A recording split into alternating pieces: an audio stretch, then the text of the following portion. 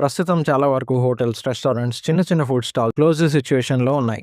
అలాగే పీజీస్‌లో, హాస్టల్‌లో కూడా ఫుడ్ మెన్యూని మార్చేయడం, ఉన్న కొద్దిపాటి ఫుడ్ స్టాల్స్ అండ్ హోటల్స్‌లో రేట్లు పెంచడం జరిగింది. దీనంతటికీ కారణం ఎల్‌పీజీ గ్యాస్ షార్టేజ్ అవ్వడమే అని అందరికీ తెలుసు. అయితే అసలు ఈ ఎల్‌పీజీ గ్యాస్ షార్టేజ్ ఎందుకొచ్చిందో ఈ వీడియోలో తెలుసుకుందాం. భారతదేశం ప్రపంచంలోనే అతిపెద్ద ఎల్‌పీజీ వినియోగ దేశాల్లో ఒకటి. ప్రతి సంవత్సరం సుమారు 38-39 మిలియన్ టన్నుల ఎల్‌పీజీని యూజ్ చేస్తున్నారు.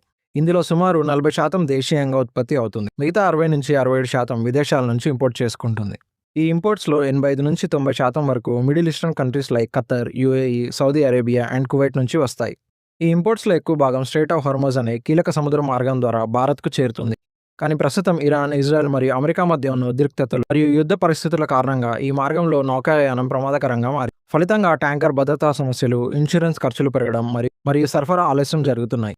ఇటీవల ఈ ఉద్రిక్తతల వల్ల కేవలం ఒకే వారంలో భారత్‌కు వచ్చే ఎల్‌పీజీ సరఫరా సుమారు 30% వరకు తగ్గింది. అయితే భయపడాల్సిన అవసరం లేదు. ప్రభుత్వం గృహ వినియోగాలకు అవసరమైన డొమెస్టిక్ ఎల్‌పీజీ గ్యాస్‌కి ప్రాధాన్యత ఇస్తూ కమర్షియల్ సిలిండర్ సరఫరాని నిలిపివేస్తున్నారు. భారతదేశంలో ప్రస్తుతానికి సరిపడా ఎల్‌పీజీ నిల్వలు ఉన్నాయి. కానీ సరఫరాలో చిన్న అంతరాయం వచ్చినా ధరలు పెరుగుతాయి.